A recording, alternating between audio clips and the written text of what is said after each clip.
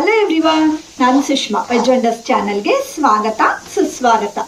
Friends, Mysuru ಪಾಕ ಅಂದ ತಕ್ಷಣ ಬಾಯಲ್ಲಿ ನೀರು ಬರುತ್ತೆ ಅಲ್ವಾ? ಯಾರಿಗೆ ತಾನೇ ಇಷ್ಟ ಇಲ್ಲ ಮೈಸೂರು ಪಾಕ.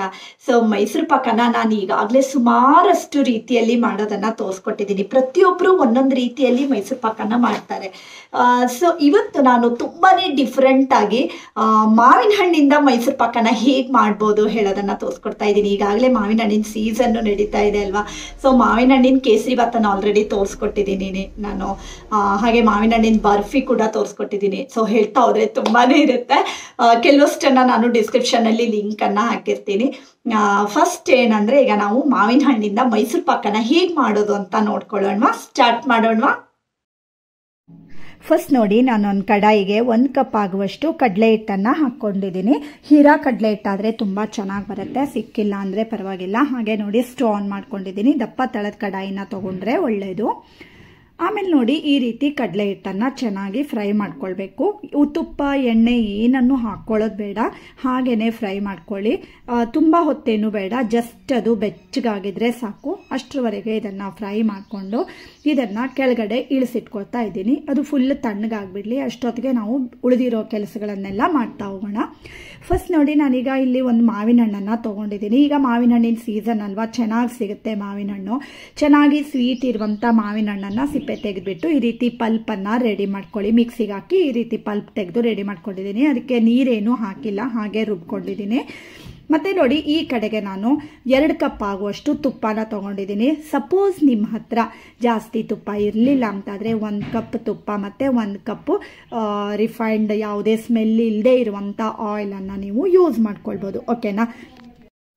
ಆಮೇಲೆ ನೋಡಿ, ನಾನು ಒಂದು ಮೌಲ್ಡ್ಗೆ ತುಪ್ಪ ಹಚ್ಚಿ ರೆಡಿ ಮಾಡ್ಕೊಳ್ತಾ ಇದ್ದೀನಿ. ಫಸ್ಟು ನಾವು ಇದನ್ನೆಲ್ಲ ಕೆಲಸಗಳನ್ನು ಮಾಡಿಟ್ಕೊಂಡ್ರೆ ಆಮೇಲೆ ಪಾಕದ ಹದ ಬಂದಮೇಲೆ ನಾವು ಬೇಗ ಮಾಡಬೇಕಾಗತ್ತೆ, ಬೇಗ ಟ್ರಾನ್ಸ್ಫರ್ ಮಾಡಬೇಕಾಗತ್ತೆ. ಅದಕ್ಕೋಸ್ಕರ ಎಲ್ಲ ರೆಡಿ ಇಟ್ಕೊಳ್ಬೇಕು.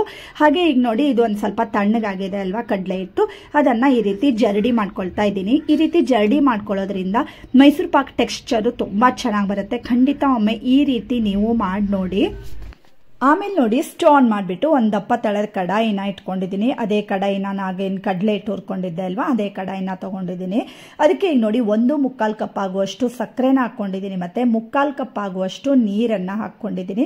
ಸಕ್ಕರೆ ಒಂದು ಸ್ವಲ್ಪ ಜಾಸ್ತಿ ತೊಗೊಂಡಿದ್ದೀನಿ. ನಿಮಗೆ ಒಂದು ಸ್ವಲ್ಪ ಸಿಹಿ ಕಡಿಮೆ ಆದರೂ ಓಕೆ ಅಂತಾದರೆ 1.5 ಕಪ್ಪನ್ನು ತೊಗೊಳ್ಬೋದು. ಬಟ್ ನಾನು ಮ್ಯಾಂಗೋ ಪಲ್ಪನ್ನು ಕೂಡ ಹಾಕ್ತಾ ಇದ್ದೀನಿ ಅಲ್ವಾ, ಅದಕ್ಕೋಸ್ಕರ 1.25 ಕಪ್ಪನ್ನು ತೊಗೊಂಡಿದ್ದೀನಿ.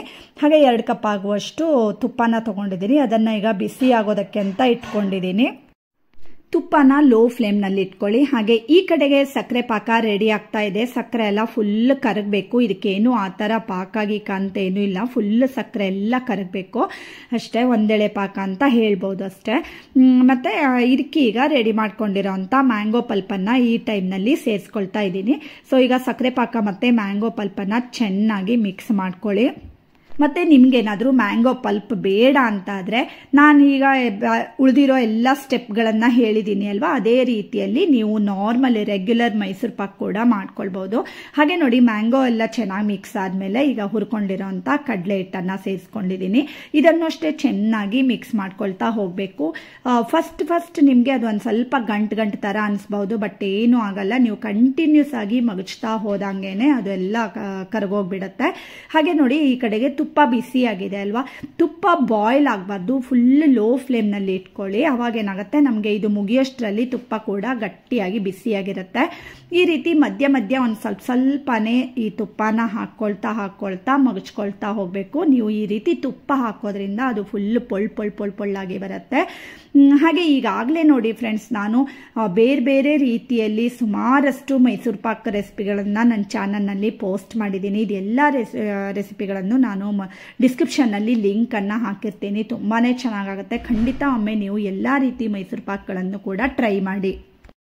ಸುಮಾರು ನನಗೆ ಇದನ್ನು ಮಾಡಿ ಮುಗಿಸೋಷ್ಟರಲ್ಲಿ ಸುಮಾರು 25 ಮಿನಿಟ್ಸ್ ಆಯಿತು. ಯಾಕೆಂದರೆ ಇದನ್ನು ಫುಲ್ ಹೈ ಫ್ಲೇಮಲ್ಲೂ ಮಾಡೋಕ್ಕಾಗಲ್ಲ, ಮೀಡಿಯಮ್ ಫ್ಲೇಮ್ ಇಟ್ಕೊಂಡು ಮಾಡ್ತಾ ಹೋಗಬೇಕಾಗತ್ತೆ. ನೋಡಿ, ಲಾಸ್ಟಲ್ಲಿ ಈ ರೀತಿ ತುಪ್ಪ ಹಾಕ್ಕೊಳ್ತಾ ಅಂದರೆ ಕಂಟಿನ್ಯೂಸ್ ಆಗಿ ಅದು ಬಬಲ್ ಥರ ಬರುತ್ತೆ ಅಲ್ವಾ, ಅದು ಮುಗಿದ ತಕ್ಷಣ ಪುನಃ ಇನ್ನೊಂದು ಸೌಟು ತುಪ್ಪ, ಆ ರೀತಿ ನೀವು ಮಾಡ್ತಾ ಹೋಗಬೇಕು. ಈಗ ನೋಡಿ, ನಾನು ಮಗಚ್ತಾ ಹೋದಂಗೆ ಅದು ಸೈಡಲ್ಲೆಲ್ಲ ತುಪ್ಪ ಉಗುಳ್ತಾ ಹೋಗುತ್ತೆ. ಮತ್ತು ಈಗ ನೋಡಿ, ಲಾಸ್ಟ್ ಇದಿಷ್ಟು ಹಾಕ್ಕೊಂಡಿದ್ದೀನಿ ನಾನು ತುಪ್ಪನ. ಈಗ ಕಂಟಿನ್ಯೂಸ್ ಆಗಿ ಮಗ್ಚ್ತಾ ಹೋಗಬೇಕು. ಅದು ಒಂದು ಸ್ವಲ್ಪ ನೋಡಿ ತಳೆಲ್ಲ ಬಿಟ್ಕೊಳ್ಳೋ ಹದಕ್ಕೆ ಬರುತ್ತೆ ಅಲ್ವಾ ನಾವು ಈ ರೀತಿ ಮಗ್ಚ್ತಾ ಇದ್ದಾಗ.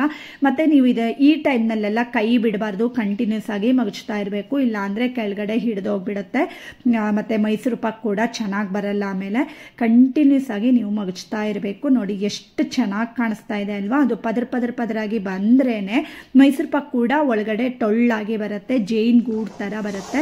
ನೋಡಿ ನೀವು ಒಳಗಡೆ ನೋಡ್ತಾ ಇರ್ಬೋದು ಎಷ್ಟು ಚೆನ್ನಾಗಿ ಫುಲ್ ಫ್ಲಫಿಯಾಗಿ ಬಂದಿರುತ್ತೆ. ನಾವು ಸೋಡಾ ಎಲ್ಲ ಹಾಕಿದರೆ ಹೇಗಾಗುತ್ತೆ ಅಲ್ವಾ, ಅದೇ ಥರ ನೋಡಿ ಎಷ್ಟು ಚೆನ್ನಾಗಾಗಿದೆ ಅಲ್ವಾ. ಈ ರೀತಿ ಹದಕ್ಕೆ ಬಂದ ಮೇಲೆ ರೆಡಿ ಮಾಡಿ ಇಟ್ಕೊಂಡಿರೋಂತಹ ಮೌಲ್ಡ್ಗೆ ಈಗ ನಾನು ಹಾಕ್ಕೊಳ್ತಾ ಇದ್ದೀನಿ. ನೋಡಿ ನಿಮಗೆ ಎಷ್ಟು ದಪ್ಪ ಬೇಕು ಅಂತ ಅಷ್ಟು ದಪ್ಪಕ್ಕೆ ನೀವು ಹಾಕ್ಕೊಳ್ಬೋದು. ಬಟ್ ನೀವು ಇದು ಹದ ಬಂದಮೇಲೆ ಇಮ್ಮಿಡಿಯೇಟ್ ಆಗಿ ಟ್ರಾನ್ಸ್ಫರ್ ಮಾಡಬೇಕಾಗತ್ತೆ, ಇಲ್ಲ ಅಂದರೆ ಅದು ಅಲ್ಲೇ ಗಟ್ಟಿ ಆಗಿಬಿಡುತ್ತೆ ಅಲ್ವಾ. ಸೊ ನಿಮಗೆ ಒಂದು ಸ್ವಲ್ಪ ಮೆತ್ತಗಿನ ಮೈಸೂರು ಪಾಕ ಬೇಕು ಅಂತ ಆದರೆ ಒಂದು ಸ್ವಲ್ಪ ಬೇಗ ನೀವು ಇಡಿಸ್ಕೊಳ್ಬೇಕು. ಸ್ವಲ್ಪ ಗರಿಗರಿಯಾಗಿದ್ದರೆ ಚೆನ್ನಾಗಿರುತ್ತೆ ಅಂತ ಆದರೆ ಇಷ್ಟು ನಾನೀಗ ತೋರಿಸ್ದೆ ಅಲ್ವಾ, ಆ ಹದಕ್ಕೆ ನೀವು ರೆಡಿ ಮಾಡ್ಕೊಳ್ಳಿ. ಆಮೇಲೆ ಒಂದು ಸ್ವಲ್ಪ ಹೊತ್ತು ಅದನ್ನು ಒಂದು ಅರ್ಧ ಗಂಟೆ ಬಿಟ್ಟು ಆದಮೇಲೆ ಈ ರೀತಿ ಕಟ್ ಮಾಡ್ಕೊಳ್ಳಿ. ತುಂಬ ಲೇಟಾಗೂ ಕಟ್ ಮಾಡಬಾರ್ದು, ತುಂಬ ಬೇಗನೂ ಕಟ್ ಮಾಡಬಾರ್ದು. ಅರ್ಧ ಗಂಟೆ ಬಿಟ್ಬಿಟ್ಟು ನೀವು ಕಟ್ ಮಾಡಿ, ಅದನ್ನು ಕಟ್ ಮಾಡಿದ ತಕ್ಷಣ ನೀವು ಅದನ್ನು ಮಗಚೋದಕ್ಕೆ ಹೋಗಬೇಡಿ. ಈ ರೀತಿ ಶೇಪನ್ನು ಕೊಟ್ಟು ಅದನ್ನು ಒಂದು ಸ್ವಲ್ಪ ಹೊತ್ತು ಪುನಃ, ಅಂದರೆ ಫುಲ್ ತಣ್ಣಗಾಗಬೇಕು. ನೀವು ಡಿಮೋಲ್ಡ್ ಮಾಡುವಾಗ ಫುಲ್ ತಣ್ಣಗಾಗಿರಬೇಕು ಅದು, ಅಂದ್ರೇ ಅದು ಚೆನ್ನಾಗಿ ಬಿಟ್ಕೊಂಡು ಬರುತ್ತೆ.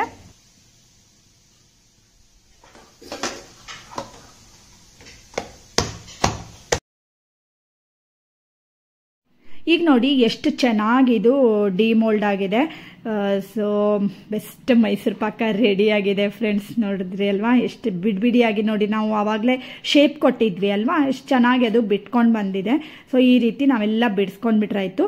ಸ್ವಲ್ಪ ದೊಡ್ಡದಾಗಿ ಬರುತ್ತೆ ಈ ರೀತಿ ನೀವು ಕಟ್ ಮಾಡಿದಾಗ. ಸೊ ಪುನಃ ನೀವು ಮಿಡ್ಲಲ್ಲಿ ಈ ರೀತಿ ಕಟ್ ಮಾಡಿಕೊಂಡ್ರೆ ಚೆನ್ನಾಗಿ ಮೈಸೂರು ಪಾಕ್ ಶೇಪಲ್ಲಿ ಬರುತ್ತೆ. ನಿಮಗೆ ಚಿಕ್ಕ ಚಿಕ್ಕ ಪೀಸ್ ಆದರೆ ಓಕೆ ಅಂತ ಆದರೆ ಚಿಕ್ಕದಾಗಿ ಮಾಡ್ಕೊಳ್ಬೋದು, ಇಲ್ಲ ಅಂಗಡಿಯಲ್ಲಿ ಉದ್ದುದ್ದವಾಗಿರುವಂಥ ಪೀಸ್ ಇರುತ್ತೆ ಮೈಸೂರು ಪಾಕ ಅಲ್ವಾ. ಸೊ ಆ ರೀತಿ ಬೇಕು ಅಂದರೆ ಕೂಡ ಹಾಗೇನೆ ಕಟ್ ಮಾಡ್ಕೊಳ್ಬೋದು. ಯಾವ ಶೇಪ್ ಬೇಕಂದರೆ ಆ ಶೇಪಲ್ಲಿ ಕಟ್ ಮಾಡ್ಕೊಳ್ಳಿ. ನೋಡಿ ಎಷ್ಟು ಚೆನ್ನಾಗಿ ಬಂದಿದೆ ಮೈಸೂರು ಪಾಕು, ತುಂಬಾ ಚೆನ್ನಾಗಿರುತ್ತೆ.